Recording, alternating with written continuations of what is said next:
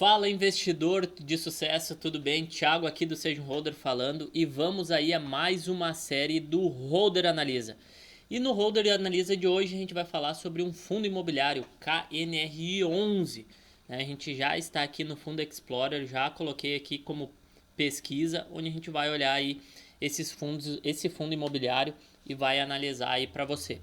Então aqui a gente já pode ver a questão do patrimônio líquido, então ele é um fundo bem grande, 3,9 bilhões, então isso a gente comenta aqui sempre, né, de a gente pegar aí fundos com patrimônio líquido grande, isso traz uma segurança, uma certeza aí um pouco maior. P sobre VP de 0,98 e um dividend yield aí nos últimos 12 meses de 7,6%. E o último rendimento foi de 95 centavos por cota. O valor da cota hoje está de R$ 157,30. Então, por isso que o P sobre VP está abaixo de 1, né? A cota está R$ 157,30, enquanto se a gente fosse pegar o valor patrimonial por cota, R$ 160,37. Então, o que isso quer dizer? Se eu fosse pegar o valor patrimonial de todos os imóveis, todos os ativos que compõem esse fundo e dividir pela quantidade de cotas, o valor de cada cota seria de R$ 160,34. Então hoje ele está sendo negociado aí abaixo do valor patrimonial dele. Quando a gente vai aqui, a gente vai ver alguns dados, né, em relação ao fundo imobiliário. Ele tem um dividendo atual aí de 95 centavos, como eu falei, considerando a cota de junho de 2023, o dividend yield do mês, então 0,62%, considerando o valor de cota de R$ 152,29. O KRNI 11 ele performa com alta esse ano de 12,51%. Sua cotação ela começou em 139,81 e já está em 157,30, considerando aqui o dia que a gente está fazendo esse vídeo. Se a gente for pegar aí a performance dele aí nos últimos 12 meses, então um retorno por cota de R$ 11,10 e isso dá aquele dividendo que a gente viu lá inicialmente de 7,6%. A gente vai ver aí em relação a desde o IPO qual é a relação dele de valor por cota, né, de 42,87%. Se a gente for pegar aí desde o início, foi em 2016, janeiro de 2016. A gente pode ver ali que ele paga aí dividendos constantes, né? Então isso é importante, né? Teve aqui sim uma baixa aí em 2017, mas depois aí apresentou dividendos constantes. Isso é importante aí para ainda mais para nós aí que queremos receber aí uma renda passiva aí com os fundos imobiliários. Quando a gente olha aqui vacância, né, tanto física quanto financeira, então isso é o que? A quantidade dos imóveis lá, o quanto dos imóveis eles não estão ocupados ali, por exemplo, né, dentro dessa vacância física, ou a financeira é de tudo aquilo que eu posso arrecadar em valor, o quanto que eu não estou conseguindo arrecadar, né, o quanto que eu não estou conseguindo arrecadar em relação a esses imóveis, em relação a esses aluguéis. Então a gente pode ver que a vacância financeira aqui está considerada em torno de 7,72 janeiro de 2022, então não está bem atualizado, isso a gente pode ver no relatório depois, mas que ela veio reduzindo aí, né, setembro de 2021, outubro 7,69, depois foi para 7,11, 6,8, 6,72. Então isso aqui é um cuidado que a gente tem que ter, né? Aqui não é um valor tão alto, então isso mostra a performance do fundo, né? É importante cada vez mais os imóveis estarem locados, os inquilinos aí eles estarem pagando seus aluguéis de forma correta, então não tem nenhum tipo de prejuízo. Depois aqui a gente vai ter o relatório do fundo, a gente pode baixar aqui e analisar. Eu já baixei aqui, então a gente vai acompanhar isso aqui junto, né? Então aqui traz o valor do patrimônio do imóvel, né? Então ali quase perto dos 3,9 bi que a gente viu antes. Aqui ele traz uma posição em 31/5, qual é que era o valor patrimonial por cota, coisas que a gente viu ali, fechamento de mercado.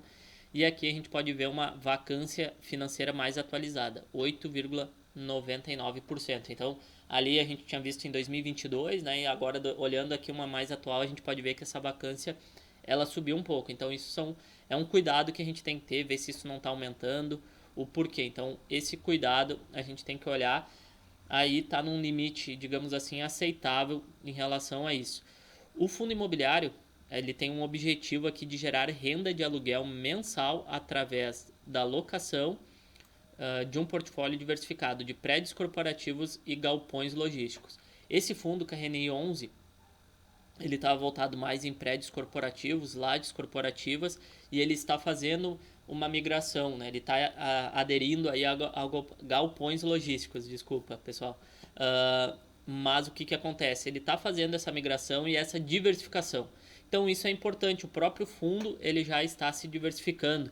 Então isso traz aí um risco menor para quem for comprar e for investir nesse tipo de fundo. Tá? Aqui mostra os dividendos, a gente já viu um gráfico até superior, né, em relação a isso.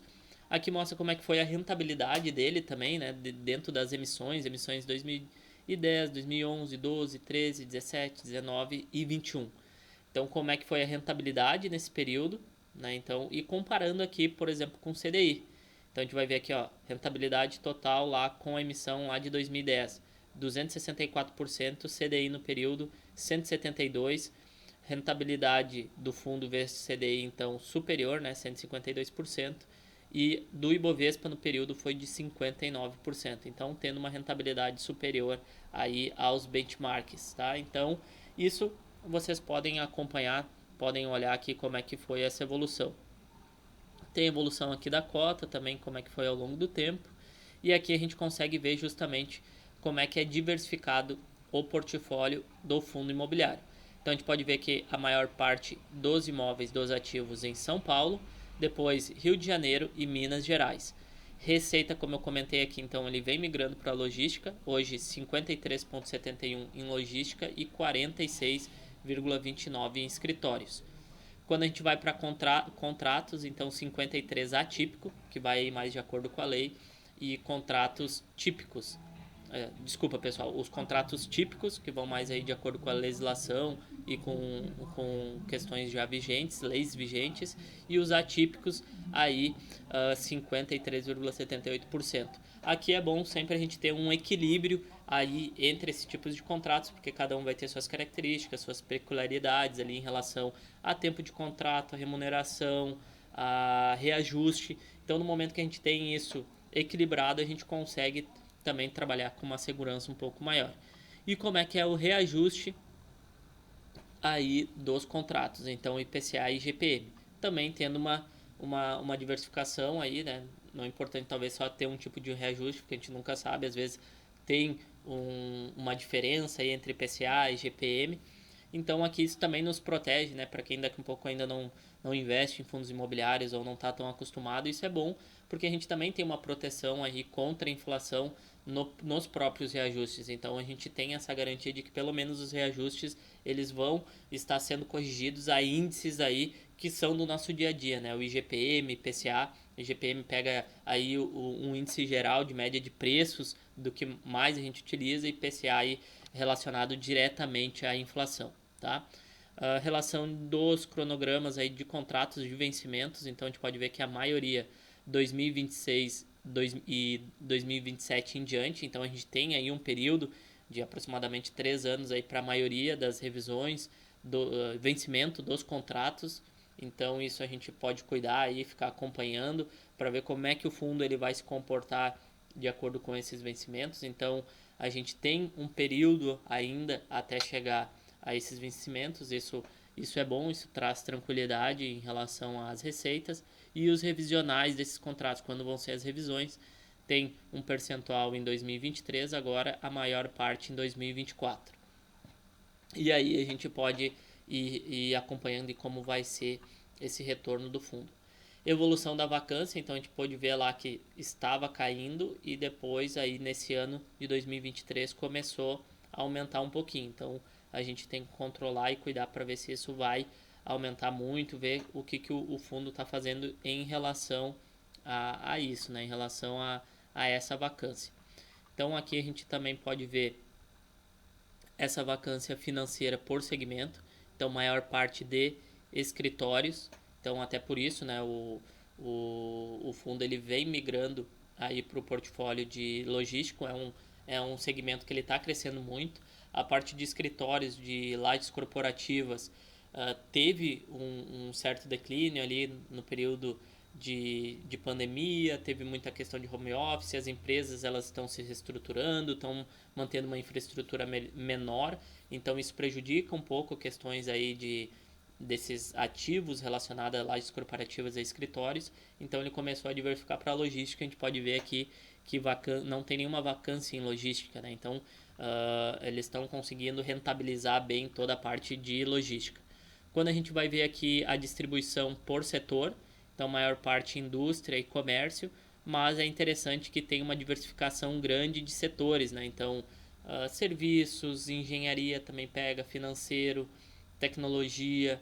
Então a gente pode ver que tem uma diversificação grande do segmento, do setor dos inquilinos. São mais de 95 inquilinos aí que esse fundo tem.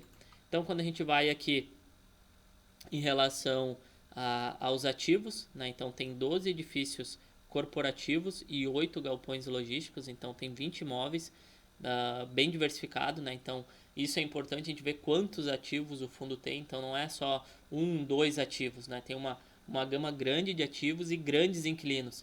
Então isso faz com que o risco diminua. Imagina se a gente tivesse aí um único ativo e um único inquilino. Se aquele inquilino quebra ou desiste, isso compromete muito, isso é um risco muito grande.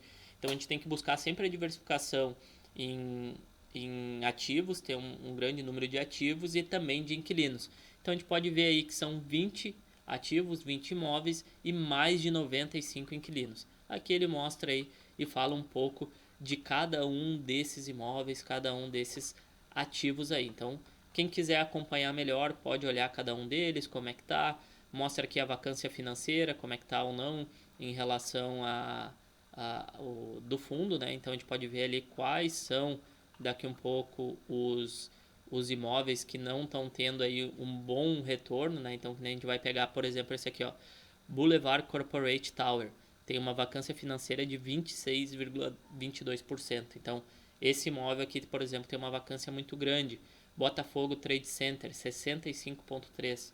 Né? Então aqui a gente consegue aí acompanhar todos os ativos do fundo, tá, pessoal? Aqui ele mostra um pouco como é que foi a distribuição dos resultados, a receita em aluguéis, aluguéis antecipados, receita financeira, qual foi o lucro, despesas entre condominiais, IPTU, outras despesas e qual foi a distribuição aqui, né? Então, o que gerou aqueles 95 centavos por cota. Então isso é legal de a gente ir acompanhar e olhar esse relatório. Depois ele vai trazer aí características de alguns ativos aí em relação ao relatório. Então aqui é muito importante isso, a gente acompanhar, olhar o relatório, olhar os dados do fundo imobiliário, acompanhar isso. Esse é um fundo imobiliário que eu tenho em carteira, gosto justamente por ele ter um valor agregado alto, tem um patrimônio alto, tem uma diversificação dentro dele, né, dentro de tanto de ativos quanto de inquilinos, então isso traz uma segurança em relação ao investimento e também no longo prazo ele vem performando bem. Então uma coisa ali que é um sinalzinho de atenção é a questão aí da vacância que vem aumentando, mas que também não é algo tão alarmante, tão preocupante, né? Está vinculado a uma empresa Itaú, que né, ela é uma empresa vinculada ao Itaú, então isso traz um nome forte por trás, então tudo isso faz com que traga uma segurança aí no investimento, tá? Lembrando que isso não é nenhum tipo de recomendação, aqui a gente só traz uma análise, uma possibilidade de estudo para vocês, para que vocês olhem e traz alguns pontos que a gente analisa para cada vez mais vocês poderem praticar isso, tá bom? Se gostaram então do vídeo, não se esqueçam aqui de comentar, de curtir, ativar o sininho para receber mais notificações aí sobre os nossos vídeos, para que a gente consiga chegar e ajudar mais pessoas. Lembrem também aí nos seguir em todas as redes sociais aí, @sejamholder.